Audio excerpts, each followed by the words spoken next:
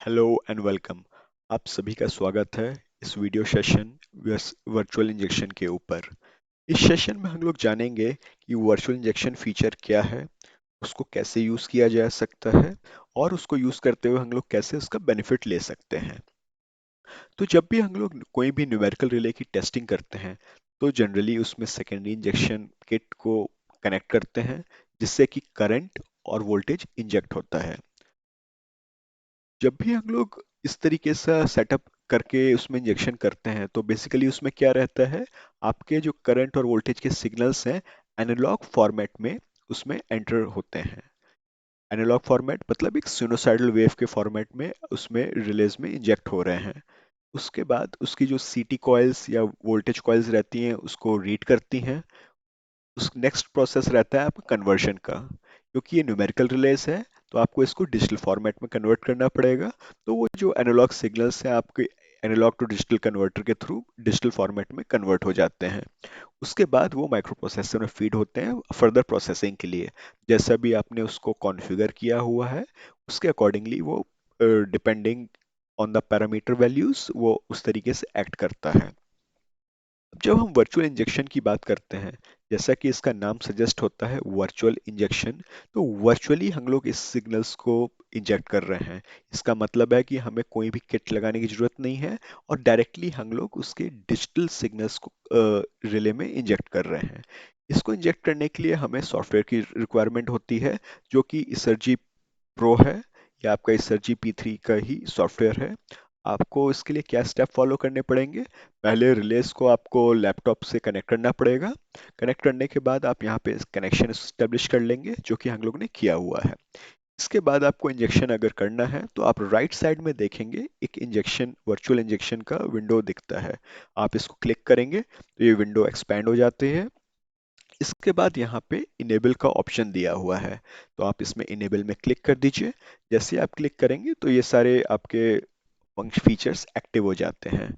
इस एक एक करके देखते हैं कि इसमें क्या क्या ऑप्शंस दिए हुए हैं। पहला ऑप्शन है साइकिल्स का। तो ये आपका रिप्रेजेंट करता है सिनुसाइडल वेव की साइकिल्स को कि आप कितने साइकिल के लिए ये इंजेक्शन करना चाह रहे हैं। तो यहाँ पे आपकी एक साइकिल 20 मिली सेकेंड्स के लिए रहती है। आपको अगर और ज़्यादा इंजेक्शन करना है तो ये आप यहाँ पे appropriate number of cycles enter कर लीजिए। हम लोग ने फॉर टाइम बीइंग इसको 33 मिनट्स के लिए किया हुआ है। जैसे ही आप इसमें स्टार्ट फंक्शन स्टार्ट क्लिक करेंगे तो आपका ये जो टाइमर है वो काउंटडाउन स्टार्ट हो जाता है और आपको दिखाता रहता है कि आपका फर्दर कितना टाइम बचा हुआ है। ये उसके नीचे में आपको एक फीचर दिखता है स्केलिंग करके। ये स्केलिंग फीचर आपका रिप्रेजेंट करता है आपका जो करंट या वोल्टेज की वैल्यूज है वो कितना मैक्सिमम तक जा सकती है। आप देखेंगे पहला ऑप्शन है आई मैक्स।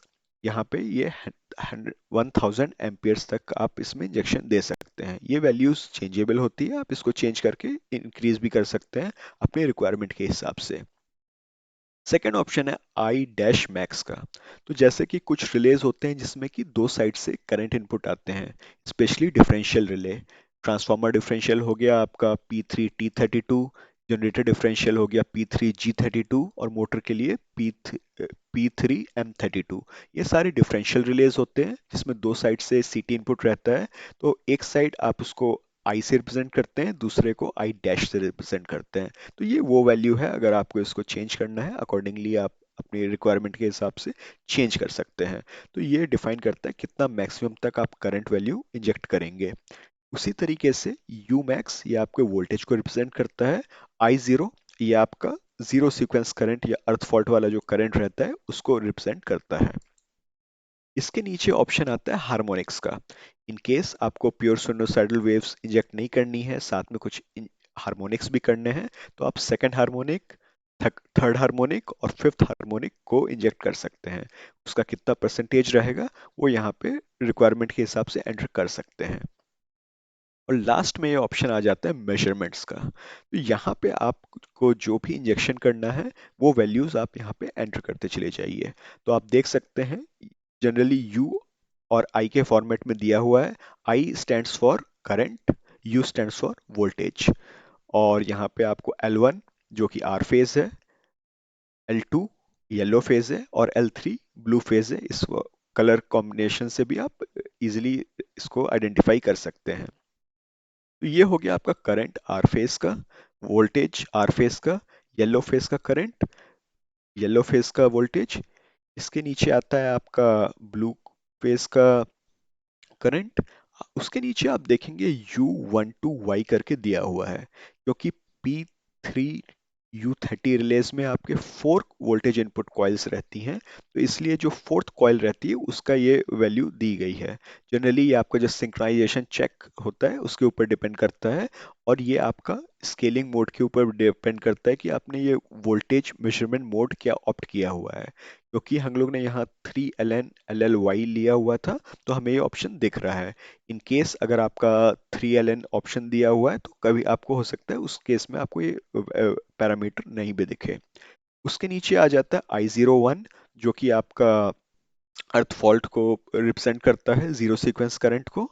साथ में हमारा L3 ये ब्लू फेस का दिया हुआ है।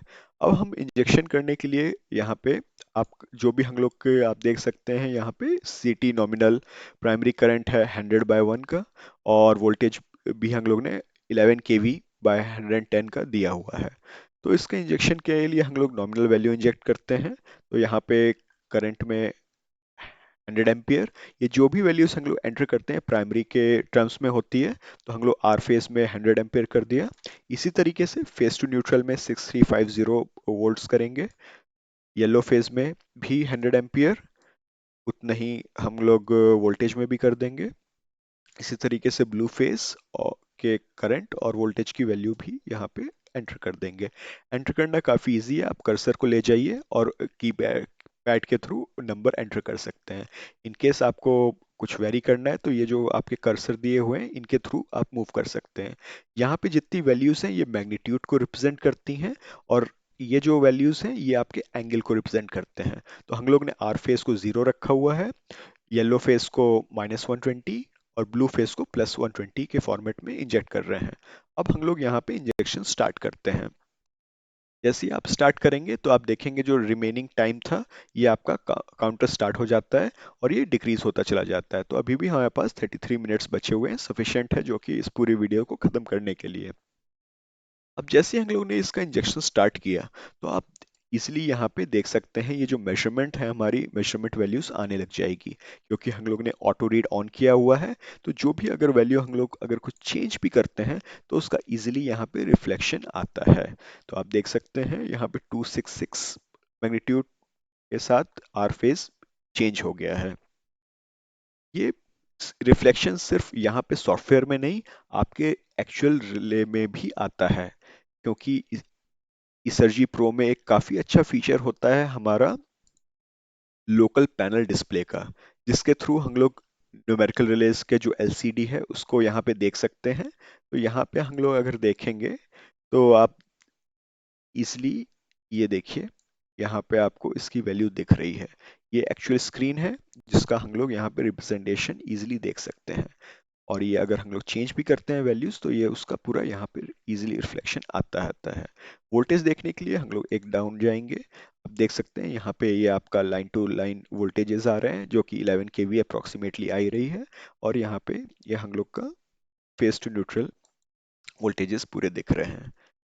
तो ये हो गया मेजरमेंट का पार्ट जब हम लोग इसमें करते हैं। अगला पार्ट अगर देखें जाए तो ये आता है प्रोटेक्शन में।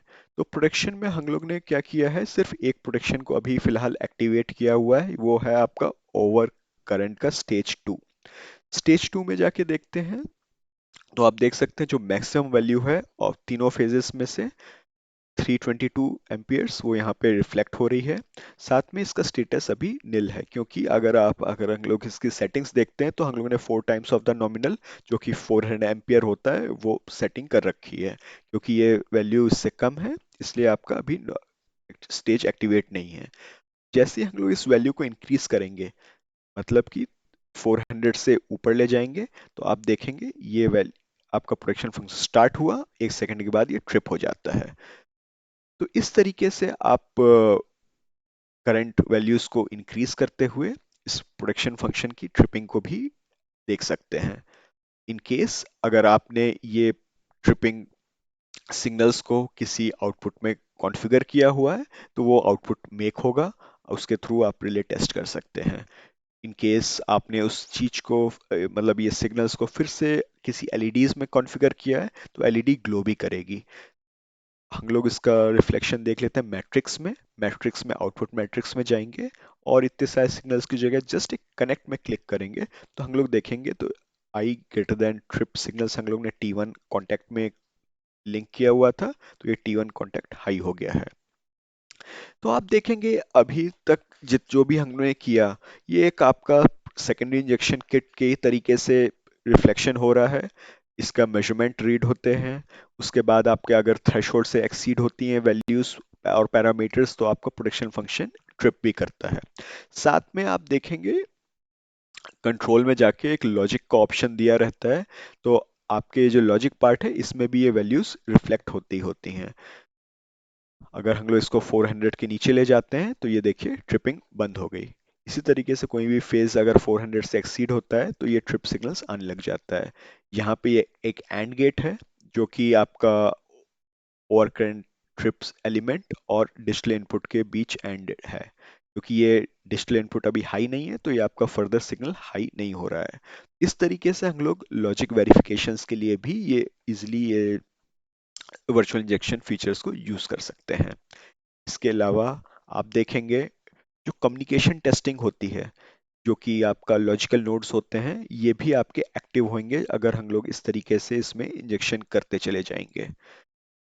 तो आप देखेंगे वर्चुअल इंजेक्शन फीचर एक काफ़ी यूजफुल फीचर है, जिससे हम लोग इजीली इस सॉफ्टवेयर के थ्रू कनेक्ट करते हुए इसमें करंट और वोल्टेज पैरामीटर्स को इंजेक्ट कर सकते हैं, उसके मेजरमेंट रीड कर सकते हैं।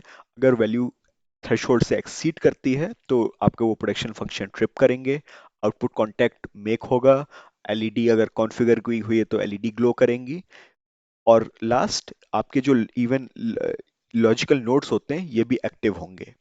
तो अगर हम इसको कंपेयर करें सेकेंड इंजेक्शन किट के साथ और क्या पूछा जाए क्या इसको एक तरीके से कंप्लीटली रिप्लेस कर सकते हैं, तो आंसर है नहीं, हम लोग कंप्लीटली रिप्लेस नहीं कर सकते हैं, क्योंकि सेकेंडरी इंजेक्शन किट का अपना एक खुद का एक सिग्निफिकेंस होता है, जिससे कि हम लोग ये देखते हैं कि आपकी वायरिंग प्रॉपर है कि नहीं है, कनेक्शन टाइट है, टर्मिनल सही लगे हैं कि नहीं, ये सब चीज़ उससे वेरिफिकेशन होती है। साथ में उसमें जो एनालॉग वैल्यूज आती हैं, आपके जो सीटी के कॉइल हैं, वोल्टेज के कॉइल हैं, वो उसको प्रॉपरली कन्वर्ट कर रहे हैं कि नहीं कर रहे हैं, वो सारे आपके सर्किटरी चेक होती है।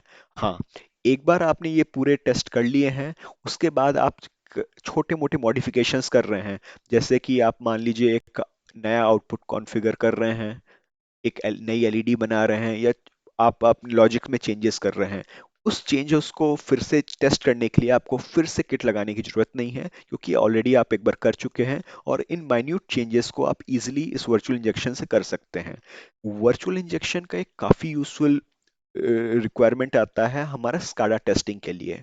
आप जनरली देखेंगे जो भी हमारे प्लांट में कमिश्निंग होती है, उसमें कई बार हम लोग सिस्टम को एनर्जाइज कर देते हैं, प्रोडक्शन फंक्शन रन करने लग जाता है, स्काडा सिस्टम थोड़ा टाइम बाद आता है।